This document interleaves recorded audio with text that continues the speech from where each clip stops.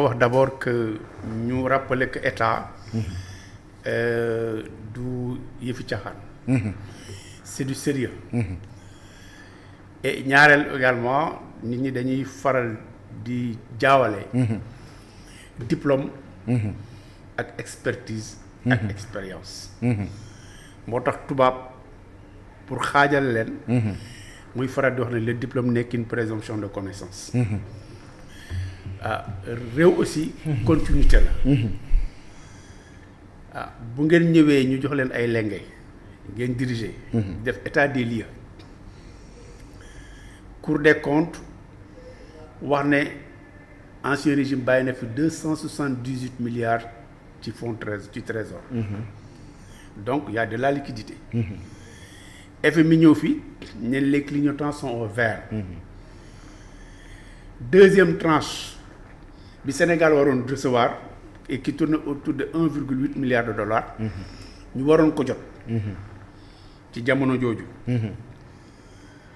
Alors qu'est-ce qui s'est passé entre-temps? Avant loolu sax après avant de se poser cette question. ñu dawal quelques 2 mois 3 mois ñu doon ne gouvernement bi def na benn eurobond de 450 milliards. Qui a été le facilitateur? À quel taux? Et quel est en fait quels sont les besoins? La destination de ces fonds. ñu toog tuuti les gens se posent ces questions presse bi posé wu question bi intellectuels yi homme politique bi ñëpp posé wu les questions. Mais cette question n'a pas eu de réponse. ñu xëy le premier ministre nous informe qu'il y a une dette cachée.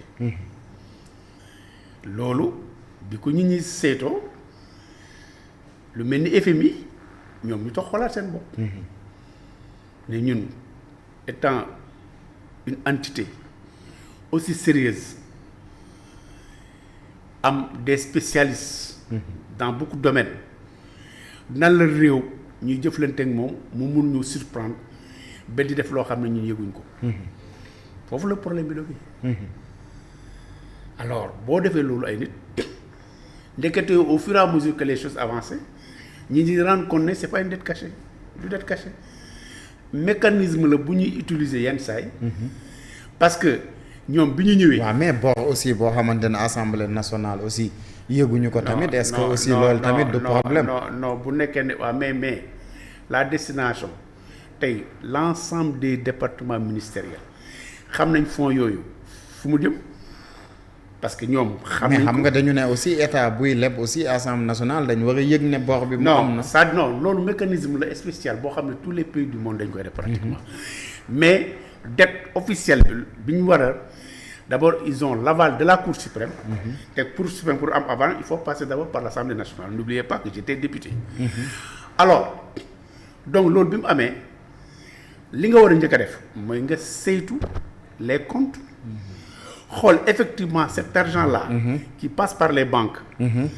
Est-ce que destination bi egg na fi mu war a egg wala eggul fi mu war a. mais ñoom les ministres et autres ils savent pertinemment la destination de cet argent-là. léegi yow il suffisait tout simplement. de par les prérogatives yi ngeen am. de convoquer l'ancien ministre des Finances. qu'il vous fournisse des explications par rapport à ça. moo gën. même bu ñuy régler affaire bi. entre Sénégalais on le règle. mais nga xëy parce que on était à quelques enclavures des élections. C'était peut-être un moyen pour renforcer li ñuy wax ne peut-être sa bonne presse. Mais malheureusement lim yàq moo ëpp lim defar. C'est vrai ils ont gagné les élections législatives mais après qu'est-ce qui s'est passé li ñu jural ni tey. Et c'était à éviter. moo tax ma ne la expérience. dafa am solo ci lu mel ni état. ci mel ni état. mais da nga jàpp ñàkk am expérience su nguur gi ku si mel ni Bassirou Diomaye Faye wala son frère Ousmane Sonko tey moo waral ñu nekk ci difficulté bi. mais boo dégloo tout au début am na benn rencontre bu Ousmane Sonko di ko wax. ne que nous avons jamais pratiqué l'état. mooy ba mu wax ci conseil des ministres. conseil des ministres. mais loolu bu amee. Les fonctionnaires. Il y a des fonctionnaires qui sont là. Qui ne sont de qu'un parti. Sénégal moo leen intéressé. mais il faut faire il faut les mettre à contribution. nga leen di déglu. ñu jàngal la ñu ngi fi fekk. ñu doon liggéey aussi. bul xëy rek dàq leen. il faut évaluer leur travail. mesurer les capacités pour quand même nga mun a xam yow ban orientation ngay jox li nga bëgg a def. mais salaamaaleykum maaleykum salaam. d'abord nga ne yow appel à candidature ngay def tu l'as pas fait. nga jël say nit ñi nekkoon ci sa parti bi yëpp. tu les nommes à certain niveau de responsabilité. ñooñu ils sont comme vous. amuñ expérience gouvernementale. ñoom problème bi ce qui les intéresse c'est que la chasse aux sorciers. ku mu ne moo ko mënee wax loolu. entre guillemets en tout cas benn chasse en tout cas on a vu que benn genre de vengeance la gars yi bëggoon andi. et malheureusement ça n'a pas marché. mais on a mis les charrues avant les. mais tey Fall. Ndiaye fii ñu nekk nii. situation bi compliqué na. que Sénégal soxla na FMI. mais FMI nanguwul ñëw. mais lan la ñu war a def. actuellement fii ñu toll parce que déjà FMI daf leen jox un plan. mooy le plan de la restructuration de la dette. ah. restructuration de veut dire quoi. mais lépp loo gis waxtaan la bul rejeter. pose le pour et le contre. tu as suffisamment de personnes ressources de qualité. en la matière tu fais appel à elles. nga waxtaan ak ñoom nga leen écouter compte tenu de la situation on a fait des erreurs peut-être de communication. mais c'est nous dans nous.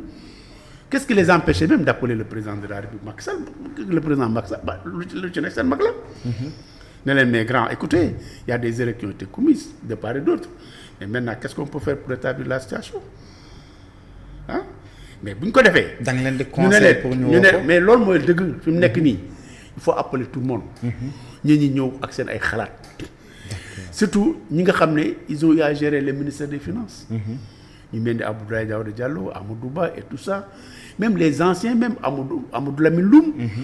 vous les appelez ñu toog ak les comme mel ni Ibrahima Sall que j'ai vu hier ci benn chaîne de télé. mais ces gens-là il y a beaucoup d'autres et tant d'autres hein. mais voilà la situation qu'est-ce qu'on peut faire bu ñu ne nañu restructurer nañ reprofiler la dette mais il y a une manière. il y a des canevas. loo xam ne yow du la gaañ te di nga ci jaar aussi. woote cohésion sociale di nga xam ne la tegaat ci beneen yoon boo xam ne yow yaakaaroo woon ko sax. mais bu nekkee da nga ëmbloo. y a un problème d'humidité qui se pose. globalement loolu mooy andi quand même ce genre de situation là.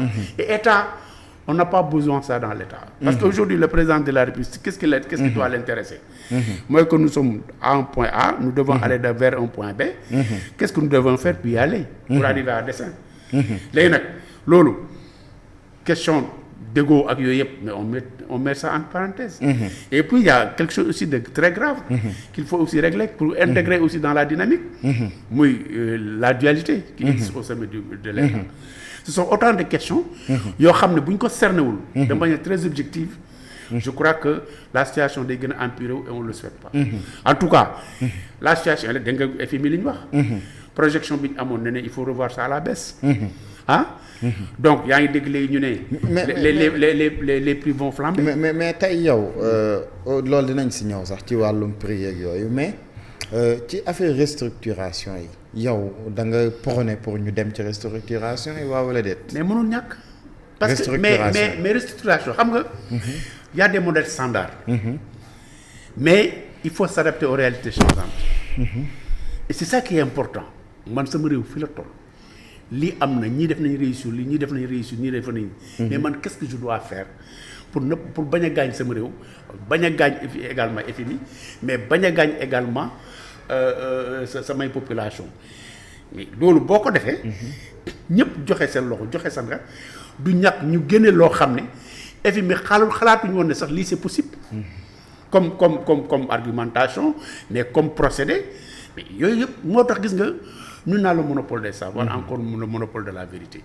Il faut quand même élargir, il faut associer tout le monde. Et c'est ça l'objectif d'un État. C'est ça qui est important.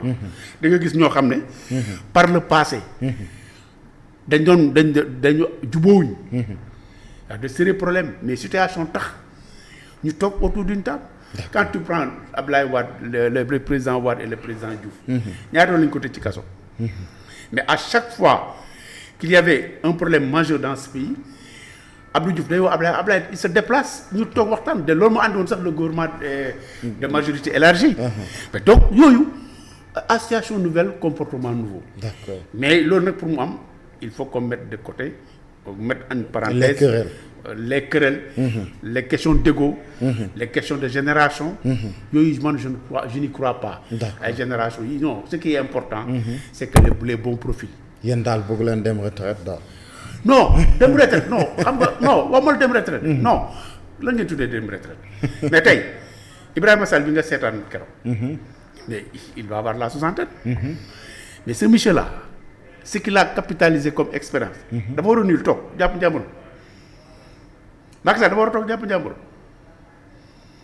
amul Lamine Loum dafa toog jàpp njàmbur les autres là dañu war a toog jàpp seen njàmbur. mais xam nga souvent on dit que ces politiciens là sont maintenant des anciens politiques. parce que Sonko moo leen yóbbu retraite. non la preuve non yóbbu leen retraite xam nga tey les jeunes qui sont là.